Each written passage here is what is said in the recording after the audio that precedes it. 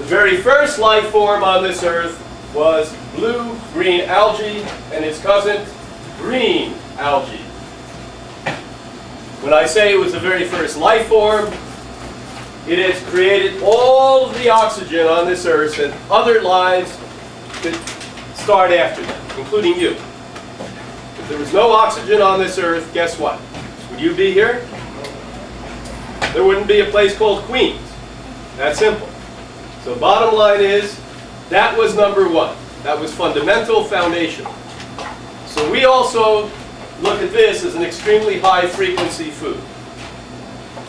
This is another one that takes not only radiation out of the body, but increases cellular consciousness. Now that's not a New Age term. It's something measurable by bioenergetic meters. Cellular vibration, cellular frequency, cellular consciousness. The higher awareness that the human cells have, the more effective they are in doing their job.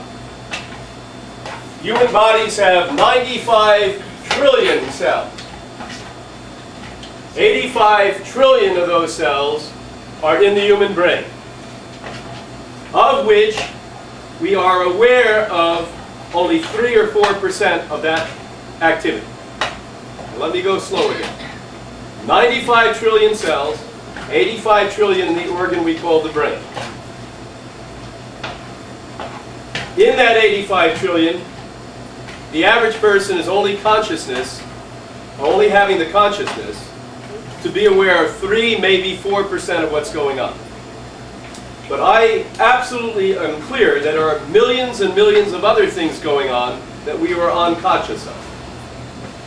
The higher the frequency we make the cell, the more ability that the brain has to create potential. Do you follow that? The greater ability the brain has to make potential, the easier it is to live a life of integrity, the easier it is to do what's right, in plain English. Why most of you struggle consistently with doing what's right is not you're a dumb, bad person, that you're an unconscious person, and we keep falling back into the old pattern. When you feel bad about what you do, you tend to eat what type of food? Junk. Dead, dying, and gone. And so we feel bad, we put more pollution in our body, we feel worse, and we actually alter the serotonin, which 2/3 come out of the stomach. That's the happy juice. When we alter the serotonin, people are not happy campers. When you are not happy campers, you may come here occasionally and eat, but you're also sneaking off and eating a whole lot of crap because you're sabotaging your life. Can you imagine that most people are absolutely letting sickness reign and death as a potential because they make food more important than health?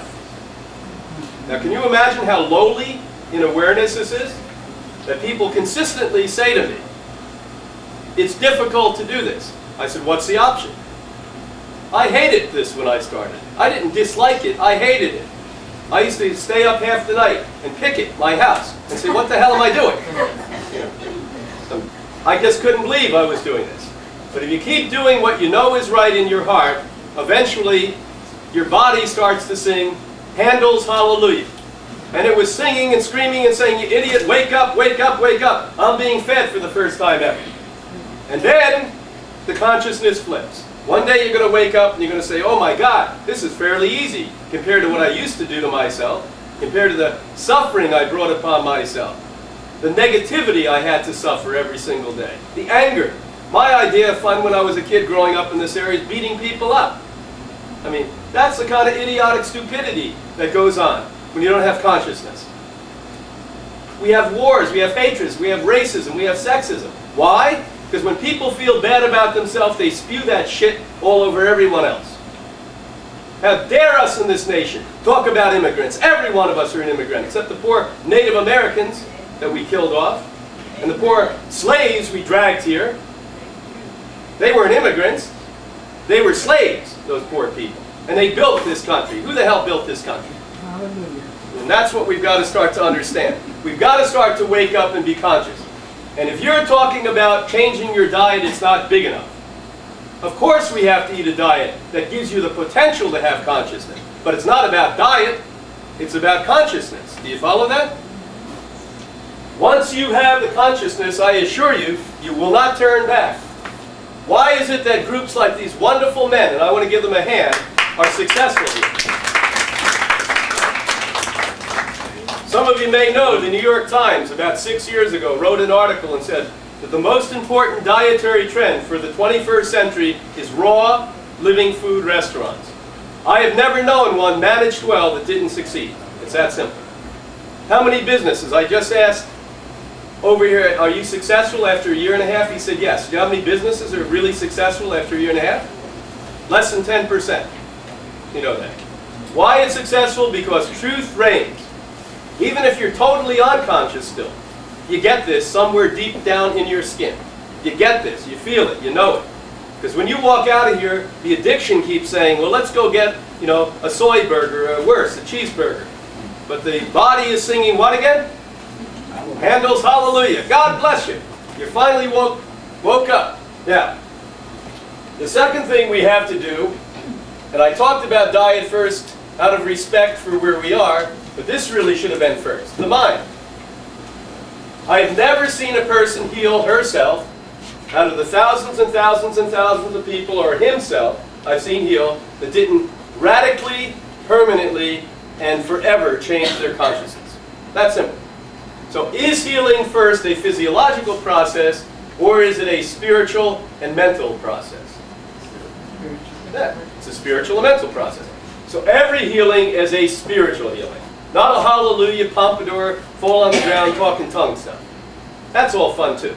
But I'm talking about you make a wild shift so you know you're plugged into the universe. Now you know how hard it is when you don't get that you're part of something really, really big? The whole burden's on you.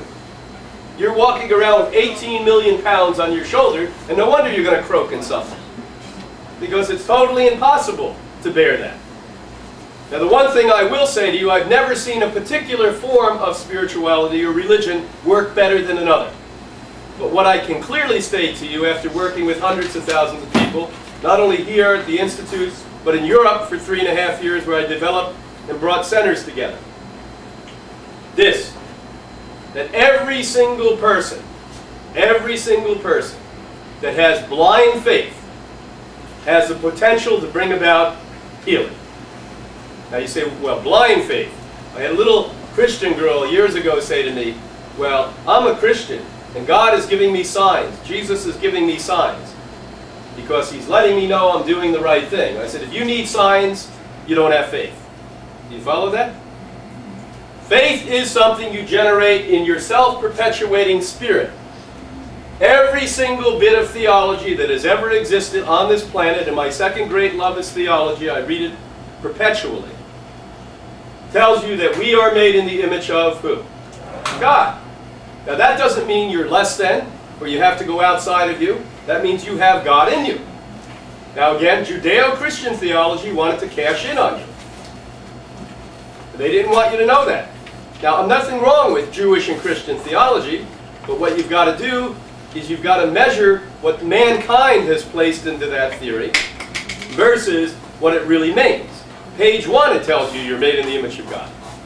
That means if you are getting that at the most primary level, wouldn't you be doing your best 100% of the time? Of course. Because if God was sitting in front of you and saying, hey, here's what I want you to do, what are you going to negotiate with God? You'd do it so fast your head would spin. So you've got to put yourself into that position to realize that you're always in that absolute place where you can achieve the best. And my question to you is, why attempt anything if you don't achieve or try to achieve the best? Think about that. Why are you doing it? For just to waste time? And then, why do some of you say your life is unhappy? You've created that unhappiness. Why do some of you say you've never had a good relationship? No wonder. You don't have a good relationship with yourself. And that's the reality of it. And anyone that points fingers outside of herself or himself, they are liars, and they are not living at a godly level. It's that simple.